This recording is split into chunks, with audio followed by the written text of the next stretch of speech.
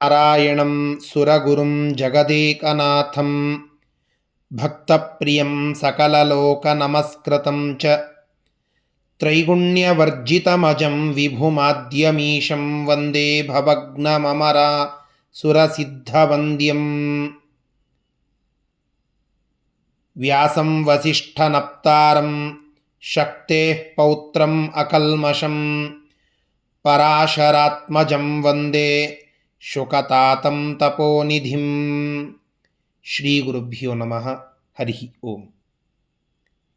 ವಿಷ್ಣು ಸಹಸ್ರನಾಮದ ಪ್ರಾರಂಭಕ್ಕಿಂತ ಮುಂಚೆ ಯುಧಿಷ್ಠಿರನಿಗೆ ಭೀಷ್ಮಾಚಾರ್ಯರು ತಿಳಿಸುವ ಕೆಲವು ಮಾತುಗಳನ್ನು ಸಹಸ್ರನಾಮಗಳ ಚಿಂತನೆಗಿಂತ ಮೊದಲು ನಾವು ತಿಳಿದುಕೊಳ್ಳುತ್ತಾ ಇದ್ದೆವು.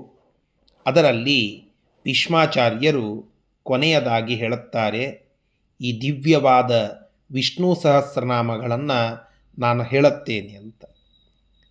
ಅವರ ಆ ಸಂಕಲ್ಪದ ಮಾತುಗಳು ನಮಗೆ ಇವತ್ತಿನ ಆ 2 ಶ್ಲೋಕಗಳಲ್ಲಿ ತಿಳಿಯಬಹುದಾಗಿದೆ. ಆ 2 ಶ್ಲೋಕಗಳು ಹೀಗಿವೆ.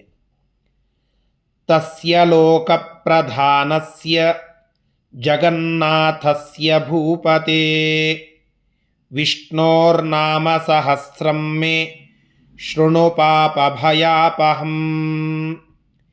ಯಾನಿ ನಾಮಾನಿ ಗೌಣಾನಿ ವಿಖ್ಯಾತಾನಿ ಮಹಾತ್ಮನಃ ಋಷಿಭಿಃ ಪರಿಗೀತಾನಿ ತಾನಿ ವಕ್ಷ್ಯಾಮಿ ಭೂತಯೇ.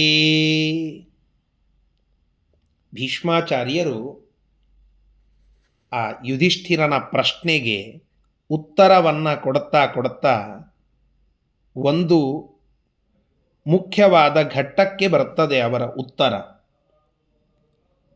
ಓ ರಾಜನೇ, ಭೂಮಿಗೆ ಒಡೆಯನಾದಂತಹ ಯುಧಿಷ್ಠಿರನೇ, ಕೇಳು. ತಸ್ಯ ಲೋಕ ಪ್ರಧಾನಸ್ಯ ಜಗನ್ನಾಥಸ್ಯ ಭೂಪತೆ ವಿಷ್ಣೋರ್ನಾಮ ಸಹಸ್ರಂ ಮೇ ಶೃಣು ಪಾಪಭಯಾಪಹಂ. ಇಲ್ಲಿ ಲೋಕದ ಪ್ರಧಾನನಾದ, ಅಂದರೆ ಈ ಜಗತ್ತಿನ ಸೃಷ್ಟಿಗೆ ಮುಖ್ಯನಾದ, ಲೋಕಪ್ರಧಾನನಾದ ಜಗನ್ನಾಥಸ್ಯ, ಜಗತ್ತಿಗೆ ನಾಥ ಜಗನ್ನಾಥ. ನಾವೆಲ್ಲರೂ ಅನಾಥರಲ್ಲ, ಸನಾಥರು ಎಂಬುವ ಪ್ರಜ್ಞೆ ನಮಗೆ ಕೊಡುವುದು ಆ ಭಗವಂತನೆಂಬುವ ನಾಥ ನಮಗಿದ್ದಾನೆ. ನಾವು ಜಗತ್ತು, ನಮಗೆ ನಾಥ ಒಡೆಯ ಆ ಭಗವಂತ. ಆದ್ದರಿಂದ ಅವನು ಜಗನ್ನಾಥ. ಜಗನ್ನಾಥಸ್ಯ ಲೋಕಪ್ರಧಾನಸ್ಯ, ಈ ಜಗತ್ತಿಗೆ ಮೂಲವಾದ, ಈ ಜಗತ್ತಿನ ಒಡೆಯನಾದ ವಿಷ್ಣೋರ್ನಾಮ ಸಹಸ್ರಂ, ಆ ವಿಷ್ಣುವಿನ 1000 ನಾಮಗಳು ಇವೆ. ಆ 1000 ನಾಮಗಳನ್ನು ನಾನು ಹೇಳುತ್ತೇನೆ, ಕೇಳು. ಇದರಿಂದ ಏನಾಗ್ತದೆ ಅಂತ ಕೇಳಿದರೆ, ಭಯಾಪಹಂ, ನಮ್ಮ ಪಾಪಗಳು, ನಾವು ಅನೇಕ ಪಾಪಗಳನ್ನು ಮಾಡಿರ್ತೇವಲ್ಲ, ಆ ಎಲ್ಲ ಪಾಪಗಳು ಮತ್ತು ಸಂಸಾರದ ಭಯ, ಇವೆರಡನ್ನು ಹೋಗಲಾಡಿಸುವಂತಹ 1000 ನಾಮಗಳು, ಆ ವಿಷ್ಣುವಿನ 1000 ನಾಮಗಳ ಗುಣಗಾನವನ್ನು ನಾವು ಮಾಡಬೇಕು, ಸ್ತೋತ್ರ ಮಾಡಬೇಕು. ಅದನ್ನು ಹೇಳುತ್ತೇನೆ, ಶೃಣು, ಕೇಳು. ಎಂತಹ ನಾಮಗಳಿವು? ಯಾನಿ ನಾಮಾನಿ ಗೌಣಾನಿ ವಿಖ್ಯಾತಾನಿ ಮಹಾತ್ಮನಃ ಋಷಿಭಿಃ ಪರಿಗೀತಾನಿ ತಾನಿ ವಕ್ಷ್ಯಾಮಿ ಭೂತಯೇ. ಯಾವ ನಾಮಗಳು ಗೌಣಾನಿ, ಗೌಣ ಅಂದರೆ ಗುಣಗಳಿಗೆ ಸಂಬಂಧಪಡುವಂತಹದ್ದಾಗಿವೆ. ಭಗವಂತನ ಅನಂತ ಗುಣಗಳಲ್ಲಿ ಈ 1000 ನಾಮಗಳು ಒಂದೊಂದು ಗುಣಗಳನ್ನು ತಿಳಿಸ್ತದೆ. ಮಹಾತ್ಮರಿಂದ ಇವೆಲ್ಲ ಪ್ರಸಿದ್ಧವಾಗಿ ಇವೆ. ಮತ್ತು ಋಷಿಭಿಃ ಪರಿಗೀತಾನಿ, ಮಂತ್ರಗಳ ದ್ರಷ್ಟಾರರಾದ ಮುನಿಗಳ ಮೂಲಕ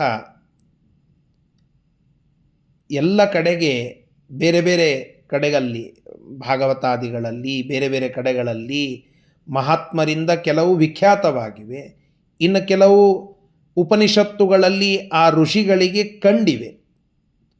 ದ್ರಷ್ಟಾರರಾದಂತಹ ಋಷಿಗಳಿಗೆ ಉಪನಿಷತ್ತು ಮುಂತಾದವುಗಳಲ್ಲಿ ಒಂದೊಂದು ಭಗವಂತನ ನಾಮವಿಶೇಷ ಅವರಿಗೆ ಸ್ಫುರಣವಾಗಿದೆ. ಇನ್ನು ಮಹಾನುಭಾವರಾಗಿರ್ತಕ್ಕಂತಹ ಅನೇಕ ಮಹಾಭಕ್ತರಿಗೆ ಭಗವಂತನ ಒಂದೊಂದು ವಿಚಿತ್ರವಾದ ಶಕ್ತಿ ಅದವರಿಗೆ ತೋರಿದೆ, ಅದು ಅವರು ಸ್ತೋತ್ರ ಮಾಡಿದ್ದಾರೆ. ಹೀಗೆ ಭಾಗವತಾದಿಗಳಲ್ಲಿ ಬರುವಂತಹ ಭಗವತ್ ಕಥೆಗಳಲ್ಲಿ ಬರುವಂತಹ ಮುಖ್ಯವಾಗಿ ವೇದಗಳಲ್ಲಿ ಬರುವಂತಹ ದ್ರಷ್ಟಾರರಿಗೆ ಕಂಡಂತಹ ಮಹಾತ್ಮರಿಂದ ವಿಖ್ಯಾತವಾದಂತಹ ಅನೇಕ ಹೆಸರುಗಳನ್ನು ಕೂಡಿ ಆ ಸಹಸ್ರನಾಮಗಳನ್ನು ನಾನು ಹೇಳುತ್ತಾ ಇದ್ದೇನೆ. ಅದನ್ನು ನೀನು ಕೇಳು, ಇದರಿಂದ ನಿನ್ನ ಎಲ್ಲ ಭಯವೂ ಓಡ್ಹೋಗ್ತದೆ. ಅಲ್ಲ, 1000 ನಾಮಗಳನ್ನೇ ಏಕೆ ಸ್ತೋತ್ರ ಮಾಡಬೇಕು ಅನ್ನುವಂತಹದ್ದು ಒಂದು ಪ್ರಶ್ನೆ. ವಿಶೇಷವಾಗಿ ಭೀಷ್ಮರಂತಹ ಮಹಾನುಭಾವರು 1000 ಅನ್ನುವ ಲೆಕ್ಕವನ್ನು ತೆಗೆದುಕೊಂಡು ಹೇಳಿರುವಂತಹದ್ದು. ಸ್ವತಃ ವೇದವ್ಯಾಸ ದೇವರೇ ಇದರ ಲೇಖಕರು, ಅವರೇ ಈ ಮಹಾಭಾರತದ ಗ್ರಂಥಕರ್ತೃಗಳು. ಹೀಗಾಗಿ ಅವರಿಂದ ಹೇಳಲ್ಪಟ್ಟಂತಹ 1000 ಸಂಖ್ಯೆ ಇದಕ್ಕೊಂದು ಮಹತ್ವ ಉಂಟು. ನಿಜವಾಗಿ ಭಗವಂತನಿಗೆ ಅನಂತ ರೂಪ, ಅವನು ಏಕ. ಪರಮಾತ್ಮನೇ ಸತತಮೇಕರೂಪಿಣೆ ದಶರೂಪಿಣೆ ಶತಸಹಸ್ರರೂಪಿಣೆ ಅವಿಕಾರಿಣೆ ಸ್ಫುಟಮನಂತರೂಪಿಣೆ ಸುಖಚಿತ್ ಸಮಸ್ತತನವೇ ನಮೋ ನಮಃ ಎಂಬುದಾಗಿ ನಾವು ಕೇಳುತ್ತೇವಲ್ಲ, ಹಾಗೆ ಭಗವಂತ ಅನೇಕ ರೂಪಗಳನ್ನು ಹೊಂದಿದ್ದಾನೆ. ಅನಂತ ರೂಪಗಳು ಭಗವಂತನಿಗೆ ಉಂಟು. ಆ ಅನಂತ ರೂಪಗಳಲ್ಲಿ ಕೆಲವೊಮ್ಮೆ ಶತರೂಪಗಳಿಂದ ವರ್ಣನ ಮಾಡಿದ್ದು ನಾವು ಕೇಳುತ್ತೇವೆ. ಅಂದರೆ 100 ರೂಪಗಳನ್ನು. ದಶಾವತಾರಗಳು ಅಂತ 10ರ ಸಂಖ್ಯೆಯಲ್ಲಿ ಭಗವಂತನ ಗುಣಗಾನ ಮಾಡಿದಂತಹ ಹೆಸರುಗಳನ್ನು ನಾವು ಕೇಳುತ್ತೇವೆ, ಕಥಾನಕಗಳನ್ನು ನಾವು ಕೇಳುತ್ತೇವೆ. ಹಾಗೆ 1000 ಹೆಸರುಗಳ ಒಂದು ಪಟ್ಟಿಯನ್ನು ನಾವು ಕೇಳುತ್ತೇವೆ. ಇವೆಲ್ಲವೂ ಭಗವಂತನೇ ಭಕ್ತರ ಉದ್ಧಾರಕ್ಕಾಗಿ ಅಲ್ಲಲ್ಲಿ ಹೇಳಿದಂತಹದ್ದು. ನಾವು ಕೇಶವ ಮೊದಲಾದಂತಹ 24 ನಾಮಗಳನ್ನು ಹೇಳುತ್ತೇವೆ. ನಾರಾಯಣ ನರಶೌರ್ಯಾದಿ 100 ರೂಪಗಳ ಚಿಂತನೆಯನ್ನು ನಾವು ಕೇಳುತ್ತೇವೆ. ಈಗ ಬರುವಂತಹದ್ದು ವಿಶ್ವ ವಿಷ್ಣು ವಷಟ್ಕಾರವೇ ಮೊದಲಾದಂತಹ ಸಹಸ್ರ ರೂಪಗಳ ವರ್ಣನೆ ಭೀಷ್ಮರು ಹೇಳಿದಂತಹದ್ದು. ಸಾಕ್ಷಾತ್ ಪರಮಾತ್ಮನೇ ಅದನ್ನು ಮಹಾಭಾರತದಲ್ಲಿ ಬರೆದಂತಹದ್ದು, ಅದನ್ನು ನಾವು ಕೇಳುತ್ತೇವೆ. ಪರಾದಿ ಬಹುರೂಪಗಳ ಚಿಂತನೆಯನ್ನು ನಾವು ಭಾಗವತಾದಿಗಳಲ್ಲಿ ಕೇಳುವಂತಹದ್ದು. ಅಜಿತಾದಿ ಅನಂತ ರೂಪಗಳು ಭಗವಂತನಿಗೆ ಉಂಟು ಅನ್ನುವುದನ್ನು ನಾವು ಕೇಳುತ್ತೇವೆ. ಹೀಗೆ ಅಜಿತಾದಿ ಅನಂತ ರೂಪಗಳನ್ನು, ಪರಾದಿ ಬಹುರೂಪಗಳನ್ನು, ವಿಶ್ವ ವಿಷ್ಣು ವಷಟ್ಕಾರಾದಿ ಸಹಸ್ರ ರೂಪಗಳನ್ನು, ನಾರಾಯಣಾದಿ ಶತರೂಪಗಳನ್ನು, ಕೇಶವಾದಿ 24 ರೂಪಗಳನ್ನು, ಭಗವಂತನ ನಾಮಗಳನ್ನು ಹೇಳುವಂತಹ ಒಂದು ಪದ್ಧತಿ ನಾವು ಕೇಳುತ್ತಾ ಬಂದಿದ್ದೇವೆ. ಅಂತಹ ಪರಮಾತ್ಮನ ಅನೇಕ ವಿಧವಾದ ಮತ್ಸ್ಯಾದಿ ದಶಾವತಾರಗಳ ಚಿಂತನೆಯನ್ನು ಕೇಳಿದ್ದೇವೆ. ಅಂತಹ ಈ ಎಲ್ಲ ವಿಧವಾದ ಉಪಾಸನಾ ಕ್ರಮ ಪುರಾಣಗಳಲ್ಲಿ ಶಾಸ್ತ್ರಗಳಲ್ಲಿ ಸಮ್ಮತವಾಗಿ ಇರುವಂತಹದ್ದು. ಅದರಲ್ಲಿ ವಿಶೇಷವಾಗಿ ನಾವು 1000 ನಾಮಗಳ ಚಿಂತನೆಯನ್ನು ಮಾಡಿದರೆ ನಮ್ಮೆಲ್ಲ ಪಾಪ ಸಂಸಾರದ ಭಯ ಅದು ಓಡಿ ಹೋಗ್ತದೆ, ಇದು ನಿಶ್ಚಿತ ಅಂತನ್ನುವ ಮಾತುಗಳನ್ನು ನಾವು ಕೇಳುತ್ತೇವೆ. ಅಂತಹ ಈ ವಿಷ್ಣು ಸಹಸ್ರನಾಮವನ್ನು ತಾನಿ ವಕ್ಷ್ಯಾಮಿ ಭೂತೈ, ನಾನು ಆ ಭಗವಂತನ ಶ್ರೇಷ್ಠವಾದ ಈ ಎಲ್ಲ ನಾಮಗಳನ್ನು ಪುರುಷಾರ್ಥದ ಸಿದ್ಧಿಗೋಸ್ಕರವಾಗಿ ವರ್ಣನ ಮಾಡುತ್ತೇನೆ.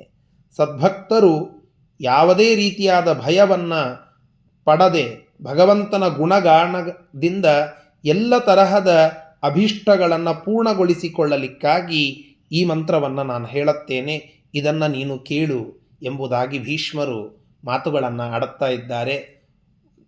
ಅನೇಕ ಕಡೆಯಲ್ಲಿ ಒಂದು ಪದ್ಧತಿ ಉಂಟು, ಏನಂತಂದರೆ ಒಂದು ರೂಢಿ ಉಂಟು. ಅಂದರೆ ಪ್ರತಿಯೊಂದು ನಕ್ಷತ್ರಕ್ಕೆ 4 ಚರಣಗಳಿವೆ.